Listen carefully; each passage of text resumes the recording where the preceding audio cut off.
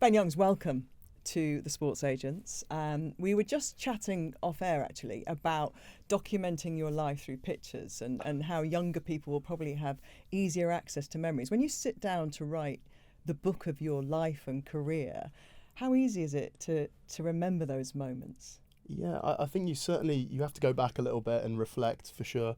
I think, the key is, who I was able to do it with, was able to trigger certain things and sort of put my mind back in there. And I think I found it a really refreshing sort of lovely experience, but equally challenging at times, because there's some bits that I maybe, kept away because for a reason, and then you suddenly have to bring it to life and talk about it again or go there again in certain instances. But I think in reflection, it wasn't too difficult, I think, because ultimately the big moments in your life have shaped me to the person I am today. So they always stand out. I guess it's the small little bits that got you to that point, and I think sometimes they can, especially with sport, it just comes so thick and fast that you think, okay, your England debut, for instance, but then it's like, well, hang on a minute, what got me to that point in the first place? How did I break onto the scene at Leicester, for instance, and then, what was the first time I turned up at camp, and then sort of trying to relive those memories was actually really quite hard, sort of going through the archive, than maybe actually the first feeling of running out, for instance. That's an easy one to remember. Yeah.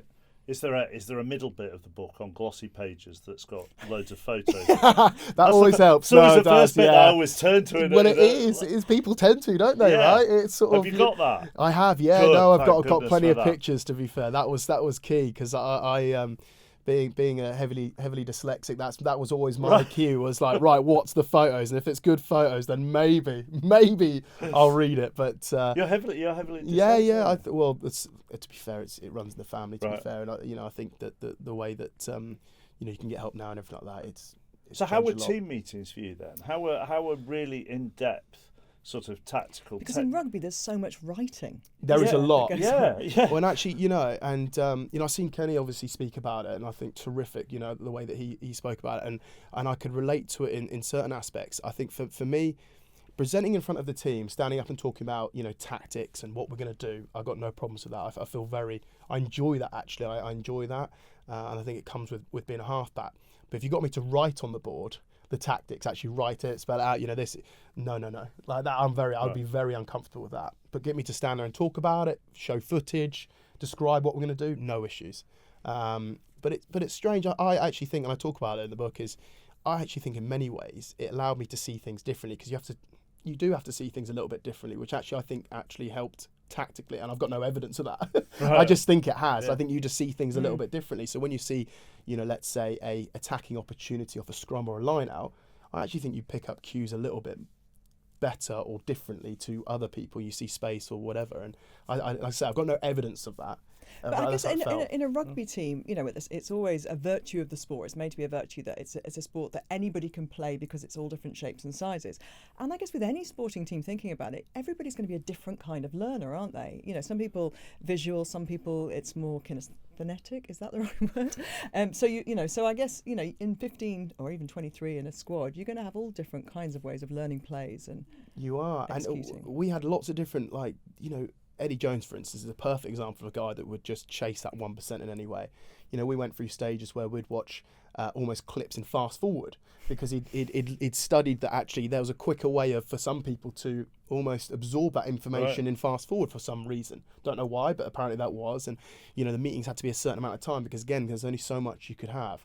You'd only ever go away from a meeting with two clear points. But when I think back to my early stage of my career, the coach would be going irate and you'd leave with about 15 different points and you're thinking, well, we've only got 5 days to fix it, because we're playing again on Saturday and it's Monday and you think, what are we going to do? So it's very sort of different in the way that's all sort of changed. But you're right. Some people you have to run moves, for instance. When you're playing against a team, there'll be certain moves that you have to run to try and unlock them or create opportunities. And they change week to week. Now, some people can see the clip or be talked and show visual of like, this is what we're going to do. And for some people, that isn't enough. They actually have to walk through it, get a repetition of it. And until they do that, they're all over the place. But for some people, you look at the board and you think, simple, I do that, then I go around there, and then third phase there, and then we're into our normal shape. But some people look at it and think, oh my gosh, I need to walk through this before I've even got a real grasp of what's going on. I am definitely going to go into meetings from now on going, I'm one of the people who really helps if this is in fast forward. So, get over and done with. And they'll go, is that a thing? I'll go, well, it worked for Eddie Jones. Yeah, exactly. So that's Are you... Do you feel like you're part of a generation who comes on a show like this or does your podcast or writes a book and Eddie Jones dominates a conversation? Because every player of your sort of generation who has played for England has had an experience. Has had an experience. Yes, has had an experience. No, absolutely. Look, Eddie divides opinion. Absolutely, he divides opinion. Certainly publicly, and even with the teams that I was a part of, if you probably got half the squad together, half would be, I really enjoyed Eddie, and half would go, I really struggled with Eddie. I sit on the fence with, he's the best coach I had. He was the best coach I had. Tactically, he was fantastic. I think that we had huge success under those 4 years, certainly 5 years actually, under Eddie, when you actually look at the success. Sure, we didn't win a World Cup. We came back from the World Cup. We then won a Six Nations again, which a lot of people forget. So, I enjoyed being coached by him. I enjoyed being challenged by him. It wasn't always easy. Was it uncomfortable? Yeah, at times it really was. But then maybe that's sometimes what elite sport is. It's a little bit uncomfortable. And, when you're judged on performing and winning on a Saturday, and this is only my view. Yeah. This is only my view. But I always responded well. I had Richard Cockerell, which probably put me in good stead at Leicester Tigers for a while, and he was pretty direct, to be fair. And Michael Checker as well, latter end of my career. Again, someone that was just straight to the point. And I always just responded better with coaches like that, I think. I think from a nine's point of view, from a halfback's point of view, when you take a field, the last thing I want is any grey area. Like, I need to know, what is the actual tactics and what is my job to fulfil it? What do I need to do? And with Eddie, it was always very, very clear. This is the expectation. This is what I need to do. And you either delivered it or you didn't. And if you didn't, he'd let you know. But at least you can do something about it. It's the coaches that, let's say you don't deliver it, and they step around it, and it's all a bit grey. Oh, you didn't quite, but don't worry. It's like, well, I do worry because I want to win. So it's, again, like I say. Did you need, there's a carrot and stick, and there's being direct. Did you also occasionally need an arm around you, and did that come from those kinds of coaches or from somewhere else? No, it did. And I think that the key with certainly that Eddie period was you had guys like John Mitchell, you had Steve Borthwick obviously involved, you had Scott Wisemantel, who was a real energetic, enthusiastic Australian. John Mitchell, you're seeing what he's doing with the Red Roses, great, real personal guy. So they kind of everyone balanced each other out. So you had that within the room, and Tom Thompson, another guy, a great example, S&C coach there. So yes, you had people that were able to. I think the key is when you get a coaching staff together, and it's the same with a playing group, right? And you have a leadership group. And some of the great leaders that I was really fortunate to play alongside and play with, they were aware of their strengths, but equally aware of their weaknesses. Now, someone like an Ellis Genge, for instance, is a real personal bloke. So is a Jamie George. So some leaders or some captains will go, Jamie, can you have a word with him, because it's going to come better from you because you're just more personal, you know him better. And it's sort of recognising that. And I think that's what good coaches do often. If they've got the right people around them, they kind of all balance each other out. I guess recognise their own limitations. Yeah. If you can do that as a head coach and build a team that has all the parts that work, you know that you're in an environment that you can trust. Yeah, absolutely. And just sort of to sort of go back to that, I think the coaches, yes, you've got to have that. You've got to have that personal aspect. You do. You've got to have the game plan. You're almost like a salesperson, aren't you? You've got to pitch it to the team, and everyone's got to leave that room really believing you'll go out and deliver and win. But you've got to have that personal aspect as well, because I look at it, when I reflect on my entire career, you remember ultimately your coaches and your teammates for how they made you feel. Yeah. And they either had a real positive impact on you, how they made you feel, or they didn't. And they sit in that. It's a bit like teachers, you go back and you see certain teachers and you remember them for certain things and you remember others for certain ones. And everyone will have that experience. They've got some teachers that they absolutely love because they unlocked a little bit more out of them and probably gave them a bit of belief, and you had other teachers that maybe suppressed that a bit and struggled with. And nothing's right or wrong, it's just where you sit. So yeah, I've sort of seen both, I suppose. Do you feel that there's an emotional arc to your career, as there may be for a lot of sportsmen and women, that you start out as a youngster and get into the first team and feel kind of like untouchable, like nobody can do anything to you, and then you reach the peak of your career when you're so confident in your own ability and your place in the game, and then as you come over that side, as you get older, when you should be calmer, you then maybe fret more about things? Yeah, it's a really good question. I think when you first start, definitely you have that. Everything's new, everything's exciting, and you don't really understand the consequences. I mean, you're aware of it, but without really letting it daunt you. And then you get more experience, and then of course you understand there is, repercussion. You've seen maybe teammates drop out and not come back again, or results, and you're in a position there where you're no longer like the person that's just burst on the scene. You've got a bit more experience, so therefore there's a bit more expectation that you shouldn't make that mistake and everything like that. And I think when you get to the end of your career, I think the way I saw it, and this is how I saw it, and I've seen it with maybe some other players as well that I've played alongside that have been brilliant servants to England in particular. You kind of get taken for granted a little bit because you've been there for so long, and you rep out 8 out of 10 performances week in, week out, which is ultimately what you need at test level, in my opinion. Yeah. And that's what the great players do. They just rep it out and never fail, always deliver.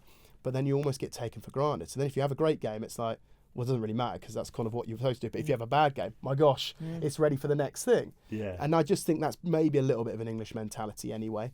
But certainly I've seen it with some of my teammates in particular. And I felt maybe in my back end of my career as well, maybe there's this sort of desperation to get the next one through. It's like, well, actually, I'm still doing my job. I'm still giving a huge amount, because you might see the 80 minutes, but there is so much that goes on during that week to get that team ready for that 80. So, yeah, it's interesting. And it's when you hit, I think 30 seems to be a pivotal age in a sports person's life, doesn't it? You could be banging out 9 out of 10s every week, but once you get to 30, that's when people start thinking, well, he's not going to last forever. So where is that person coming? And should they be blooded? Should they be given a chance? As if there's no divine right, obviously, for that. In terms of rugby, you're also managing the sheer, physical weight of the training and the games, and all of that takes its toll. It does. And I think the older you get, obviously the more expectation, or certainly internally, there has, and more an emphasis on your leadership and helping the team, so therefore you have those extra responsibility.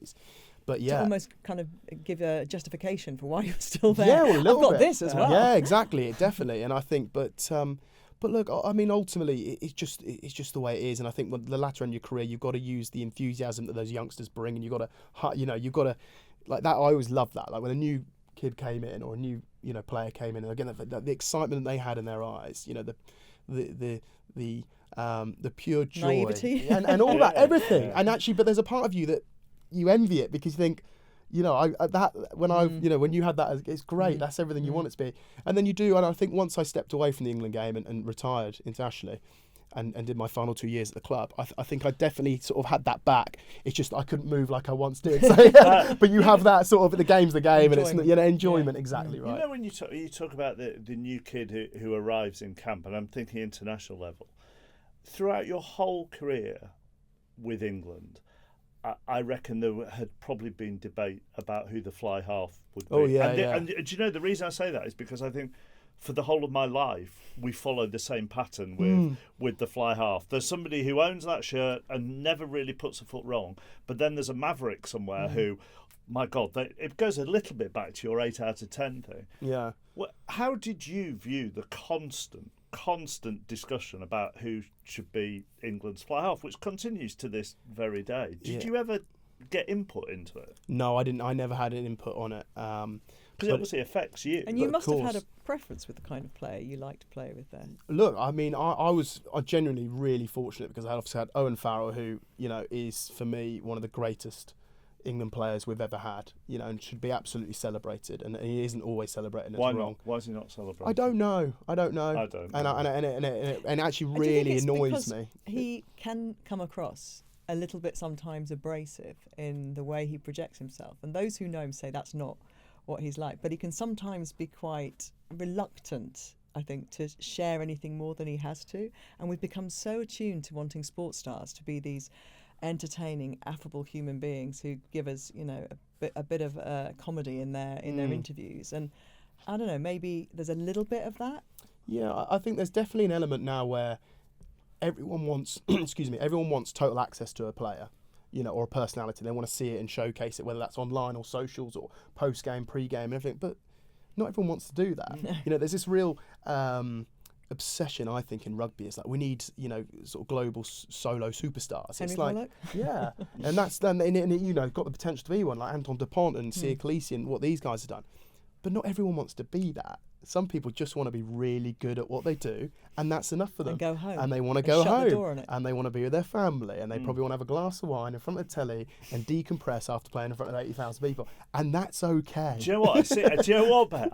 We see it in golf at the moment with, we're recording this before the Ryder Cup gets underway, with Scotty Scheffler. Scotty Scheffler is the world number one, streets ahead of everybody else, but Scotty Scheffler literally just wants to turn up, play golf, and go home to his wife and kid. And therefore there's huge debate about whether he is this, in fact, the greatest. Whether in fact, he's putting up Tiger-esque figures, but he's no Tiger. Well, no, because he doesn't.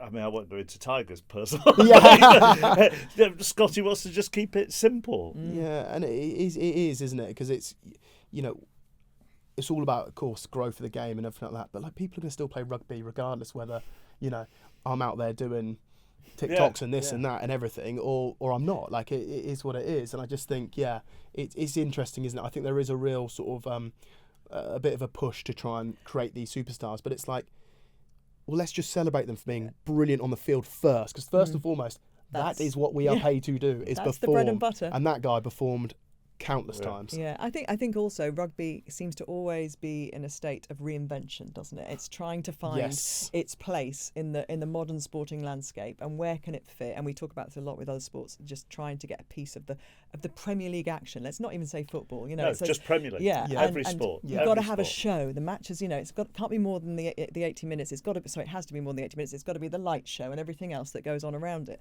And I guess R360 has kind of come along the idea. This is backed by Mike Tindall and others, that it's a league that is going to have a bit of that, a bit of razzmatazz, and it's going to potentially have a franchise model. It seems to have slightly run into a few issues with regard to where it actually fits in the calendar. And when you first heard about this, did you think, that would have been something that I could have enjoyed? How do I look at it? I mean, it's a bit like the Michael Johnson situation, with the athletics. Right, so on paper, about at length. Well, there you go. So for those that he obviously going to launch this Grand thing. Slam track. Yes, that's right, exactly. And on paper it sounds great, right? Why do we have to wait 4 years for all these Olympians to get together? Why don't we have it regularly? And there's going to be an appetite for it and all that. And the more you think, there will be. But it turns out there wasn't an appetite for it. Turns out there wasn't actually the funding that they needed to get it going. And I look at this and think, actually, I look at rugby as a whole now. You've obviously had the Lions tour, you've got the Women's World Cup at the moment, Prem's about to start again, then the autumn will roll around and of course have the internationals. Rugby championships going on at the moment, that's been terrific. Everyone's won a game, everyone's lost a game. And I think actual rugby is really, really good. It probably just needs better alignment in terms of the global calendar. Now, if someone comes in and changes the whole league and everything like that, it's interesting because I feel like there's an obsession to try and get Americans involved with rugby, but they've already got wonderful sports. Yeah. And if they wanted to get involved in rugby, they probably would have done already. And okay, you can dangle the carrot and everything like that. But for me, I think actually what we've got isn't a million miles off already. There's some, top 14 Europe and all these leagues. It probably just needs a bit of alignment globally.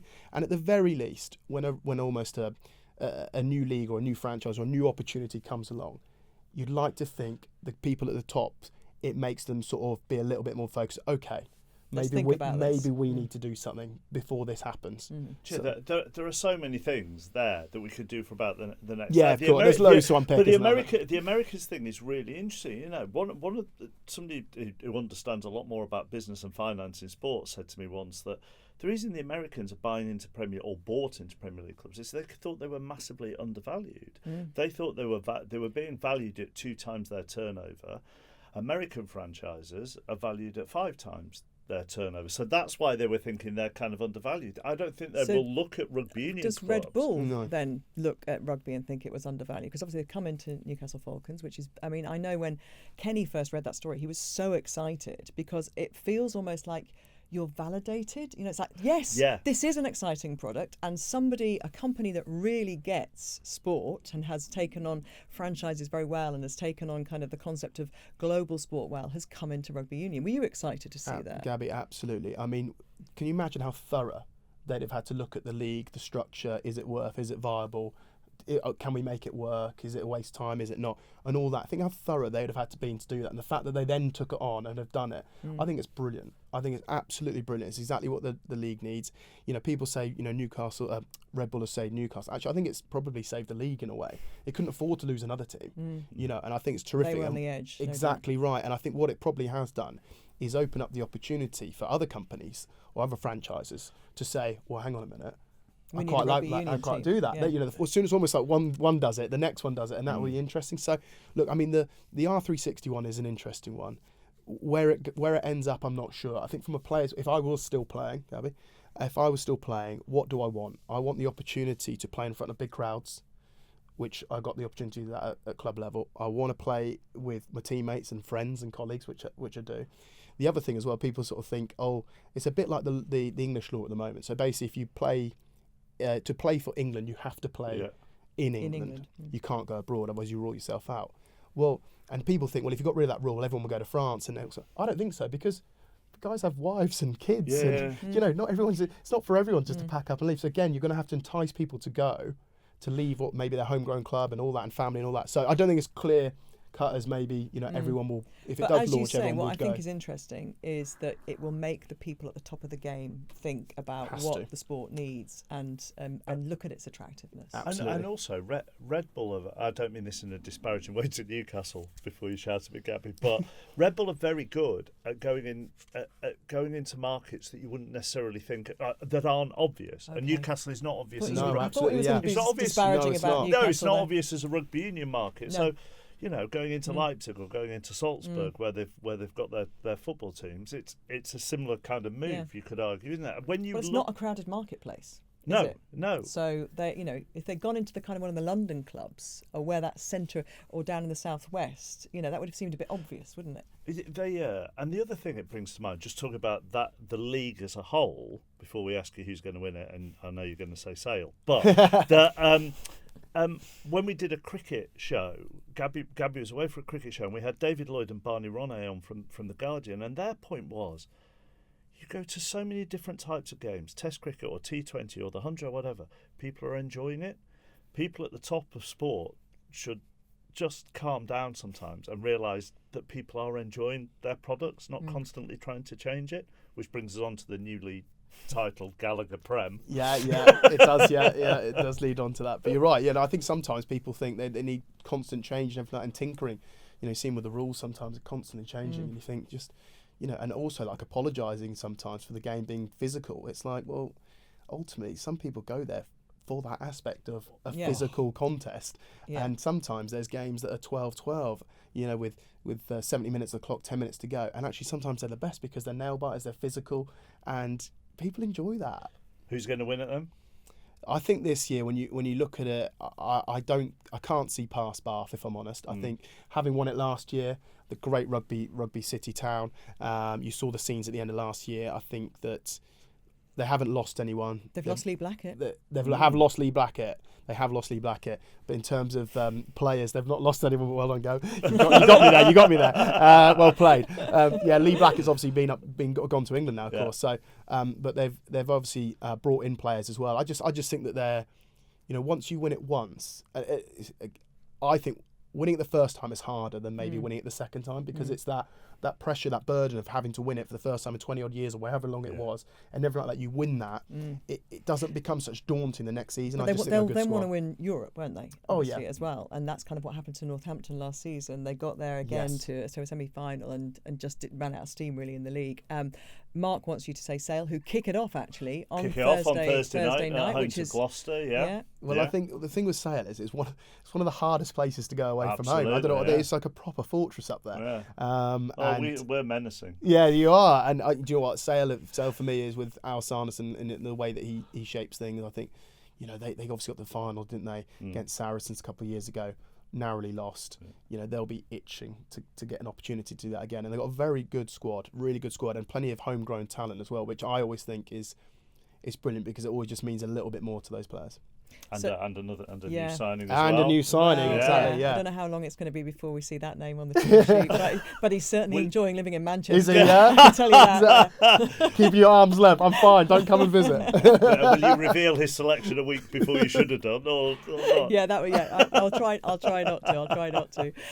Yeah, I think the bright lights of Manchester are certainly a bit different to. No offence to Northampton. I don't want to offend another place beginning with N on this show. But yeah, I think it's, as we both, well, Mark will tell you, obviously it's a great city to live in, isn't it? Yeah, so yeah, it is. And it's a crowded kind of landscape when it comes to sport, isn't it? So we went up there and we spent a day at the club, and it has to fight for its place, doesn't it? Well, it does, yeah, it does. And you obviously got rugby league as well, and obviously and then you bring in the football, which is just a whole new level. So it is, you're right, fighting for its space.